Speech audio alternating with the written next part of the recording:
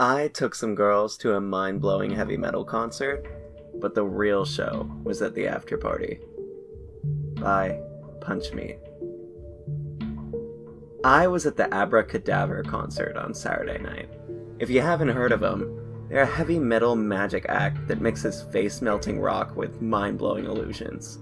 Sounds ridiculous, I know, but they're getting pretty big. In fact, just this morning, they got booked for Fallon early next year.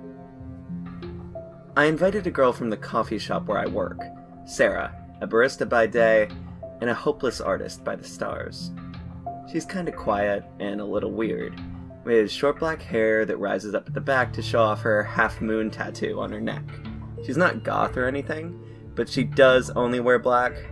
She says it's to limit the time spent choosing out an outfit, but I think she wanted to give off that dark, mysterious vibe. I once told her she looks like Audrey Hepburn mixed with Wednesday Addams, and she blushed and smiled and said I was too cute.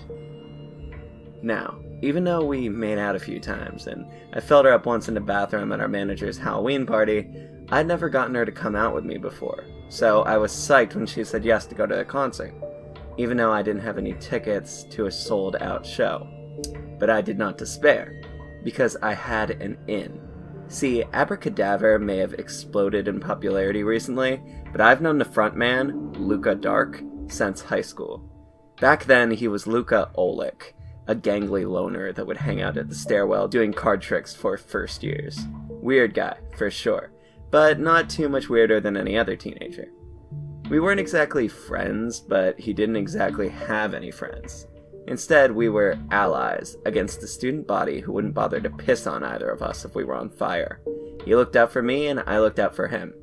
And when I sent him an email explaining my plan, he came through like the old pal, with not 2, but 4 backstage passes, free of charge.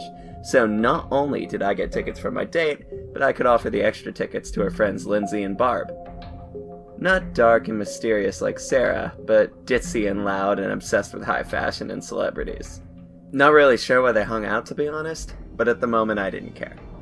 I had scored points with the friends that I'm sure would come in handy later. The show was insanity. It was at the production line, which is a warehouse that empties out on the weekends for concerts and raves. The night started off with a trick where the bassist cut a girl in half with a chainsaw guitar, and just kept building until the encore. When they put the manacles on Luca's ankles, hung him upside down over a demon made out of swords, then lit the rope he was hanging from on fire, he had to unlock the chains using his teeth while blistering through a pretty hairy guitar solo. Fans yelled for more after the escape, but the band vacated the stage and the house lights came up. The speakers quietly played some STP, in memoriam I guess, which finally cued people to filter out the big loading bay exits. But not us. We found each other in a waiting crowd and headed backstage. The bouncer, a 6'5" Mexican sphere, looked at our lanyards and nodded his necklaced head towards an open red door off to the side. It led to the barren storage room with low ceilings and those wire metal shells you buy from Canadian Tire lining all the walls. I tugged Sarah through a couple dozen people milling around with solo cups, her bringing Lindsay and Barb along behind. On the other side of the room, the band laughed and drank on ratty couches set up in a rectangle, each with a doe-eyed groupie on either arm. The space was lit only by the cherries of their cigarettes and a paper lamp from IKEA tucked in a corner, only one bulb blooming. We watched a guy with a foot-long soul patch drop an overpinned canvas knapsack onto the table, fishing out bulging ziplocs of dull-colored powders. Sarah whispered that she didn't want to hang out long since A, her friends weren't really into drugs, and B, she was tired and wanted to sleep over at my place. Wink wink. But I told her we should at least go over and thank my friend for the tickets, so I loudly cleared my throat and said, "Has anyone seen Luca?" Nobody looked up, but the bassist said, "Out back," while picking through some baggies and weighing them in his hand. Sarah hugged my arm and I led everyone around the couches to a metal door, under an exit sign.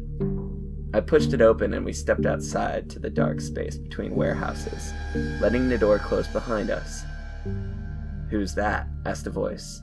Aside from the voice, it was strangely still outside on that night. "It's Marco. That Luca?" "Marco!" I saw the cigarette burn hot in the darkness and flick away, leaving a trail of tiny embers. "You fucker, how you been?" He stepped into the orange lamplight and hung over the door and gave me one of those bro hugs, tapping me in the back with his fist. He was wearing a leather jacket with a button up underneath, open to the navel, to display the inverted cross pendant that dangled amidst his chest hair and fire tattoos. The rest of us, meanwhile, had our coats and gloves on, and we were huddled together for warmth. "I'm doing good, man. That was insane." "Yeah, totally," Sarah chimed in. Her friend stayed mute, even more starstruck. Cool, Luca answered. "Listen, I'm glad you got in touch. What are you doing these days?" Just, working." "Oh yeah? That's awesome, man. You don't do that writing thing anymore?" "No, not lately. See, in high school, I wanted nothing more than to be a famous author. I'd print out these little science fiction stories that I bound on Bristol board and tried to sell them for $1. The only person who ever bought one was my chemistry teacher, Mr. Walden. But when I lowered the price to free, they flew off the proverbial shelves, and even if I didn't make any money, it felt amazing to see a stranger reading my books on their lunch break. Got to the point where I craved it, but people lost interest in the idea, like a fad that had run its course. Throw exams on top, and I chose practicality over passion. "Aw, that's too bad," Lucas said, clapping his hands and rubbing them together. "I got this buddy, though. He really likes your stuff." "Really?" "Yeah, man, loves it. And I gave him some of the old ones I had lying around." Then he put his arm around me and turned to Sarah. "He's really good, this guy." She gave me a wide-eyed look that would have hit the front page of r/Girls Marin, and I blushed. "I'm not that good," I clarified. "Not that good?" "Sure. Anyway, come on, he wants to meet you," Lucas said, nodding over to the building next door. "Wait, he's here?" I asked, confused. "Oh, yeah. Tours with me sometime. He's kind of my agent." I looked at everyone. Sarah may have still been giving me those eyes, but her friends had lost interest and were lost in their phones. "Maybe another day," I said. "I mean, these girls didn't come to meet your agent. Just wanted to say thanks for the tickets and everything." "Aw, don't be like that," Lucas said. He waved a finger at me. "This is a once-in-a-lifetime opportunity, Marco. My friend can really make things happen for you. For all of you. You know he can, if you want it bad enough." My brow narrowed, and I stared at him for a second. Then I took a deep breath of the cold December air, and I let it out. "Who's this guy, Luca?" I finally asked. He just laughed. "You know who he is," he said, flashing a wide, slick grin and playing with the inverted cross on his chest. "And I know what you're all thinking, but he's not a bad guy, not like you heard. Just come on, all of you. It's worth it, I promise." He nodded to the door across the way again. "You ever want to be famous, huh? Ever want to be rich? He's the guy." "All of us?" asked Lindsay, raising an eyebrow. The line about being famous had stolen her interest from her phone. Look, thanks for everything," I said, more firmly now, "but we're fine." I turned back to the door and tugged Sarah with me, but she didn't budge, and my hand slipped off her arm. I looked over to her, and I saw her eyes had shifted from me to Luca. "I kinda want to meet him," she said, nudging her friends. "Right, guys?" Barb giggled. "Sure, we can see if he has hooves." "No, I bet he's hot," Lindsay added. "That's what I'm talking about," shouted Luca, clapping his hands together. "Come on, let's go say hi." He dashed across the empty alley to the other building and jubilantly pulled the door open for the three girls. Only Sarah turned back to me. "You coming?" She gave me a look that said she was going in with or without me, and I knew it had to be with. Otherwise, I wouldn't be there to help. So I trudged over, and Luca cackled happily. The design was a mirror image of the other factory, only instead of using the space as a storage room, it had a giant whiteboard on one wall and a few graffitied school desks littered about. The floor had been carpeted with at least 6 variants of surplus squares that clashed wherever they met, and the ceiling tiles, yellowed by smoke breaks, 4 bylaws banned cigarettes indoors, were mingled with green-tinted fluorescence, and underneath them, with his back to us, stood a railing thin man in a smart fitted suit. "Welcome," he said cheerily, spinning gracefully and smiling with a full set of jarringly white teeth. He took my hand in both of his and shook with 2 firm pumps, then moved to Sarah and went down the line. "Good to meet you. Good to meet you. I'm Satan." "Just like that?" Barb laughed. "Just like that," he repeated with what I can objectively call a devilish grin. None of us doubted it, as strange as it was, and there was nothing you could point to and say, "Yeah, of course."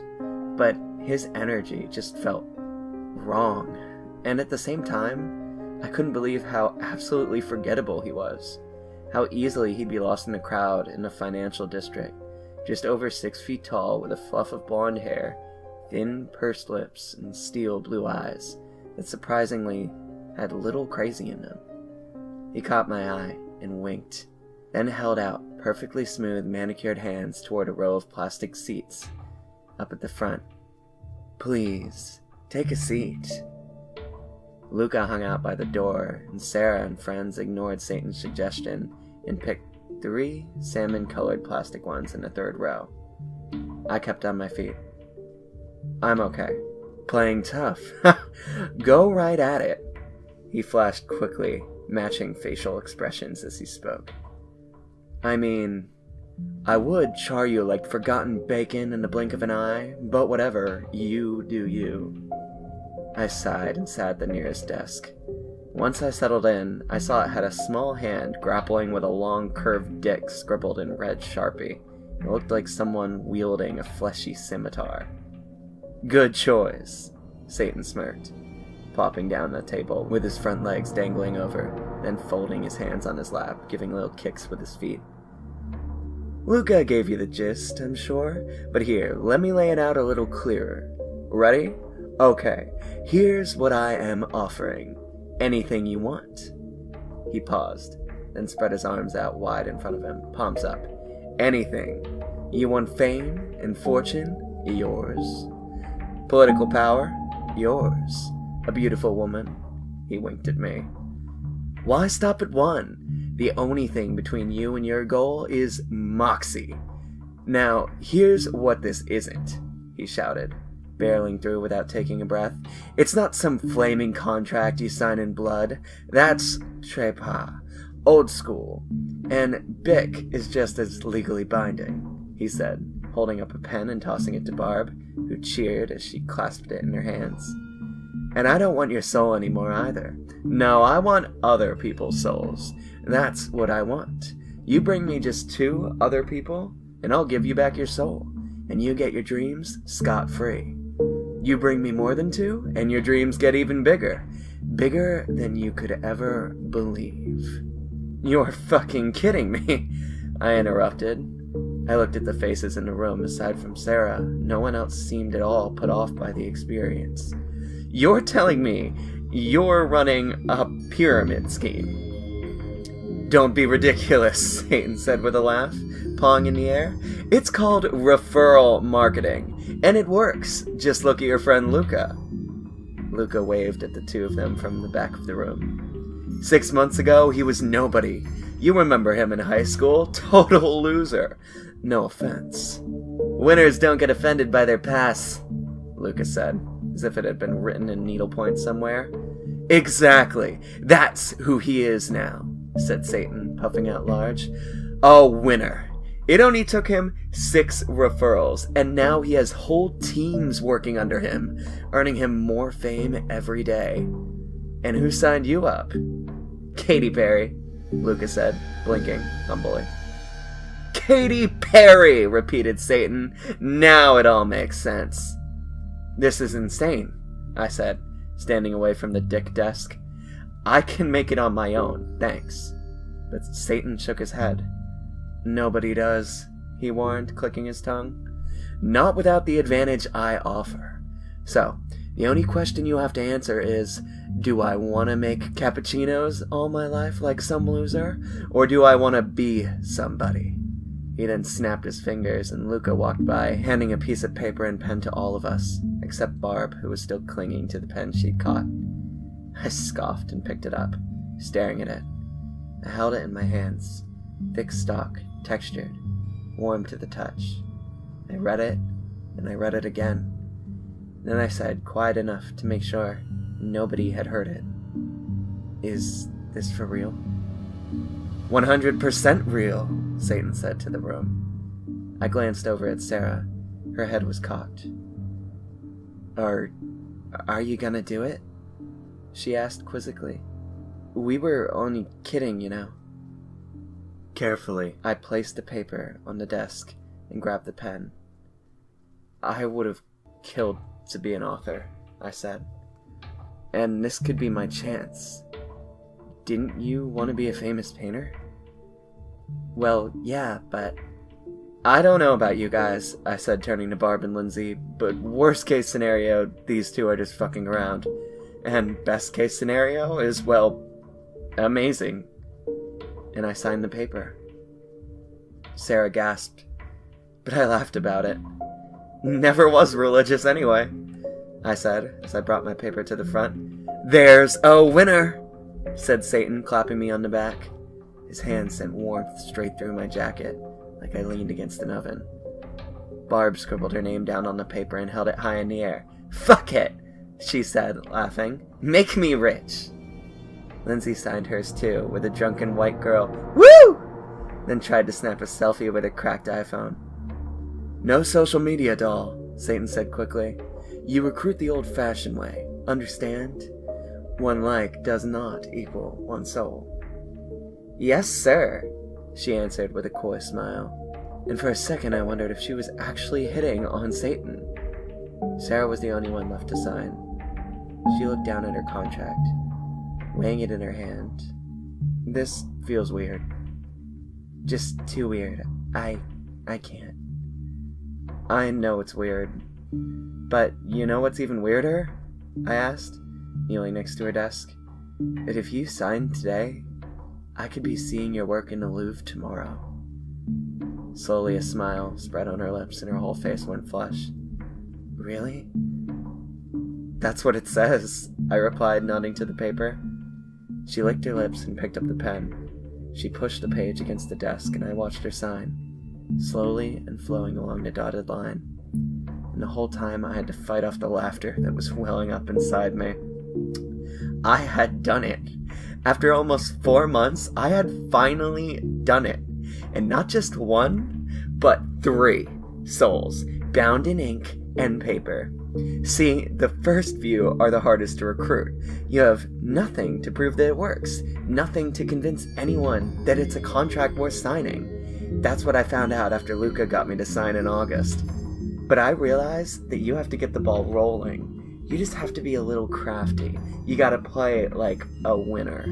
That was Saturday. Today's only Tuesday, and wouldn't you know it, one of my stories from high school just got optioned for a screenplay. J.J. Abrams has shown interest, apparently. And now, when I sit down to write at my desk, in my shithole apartment, the words flow out endlessly, like smoke from a smoldering log. I can almost feel book deals in my future. A series, perhaps. Who knows? A few more years and a dozen more signatures, I could be nipping at the heels of legends like Niven and Asimov. It only gets easier from here. Maybe I'll see some of you at a signing one day. Tell me you read this and I'll waive my $5 autograph fee. And if you're so inclined, I can even introduce you to my agent.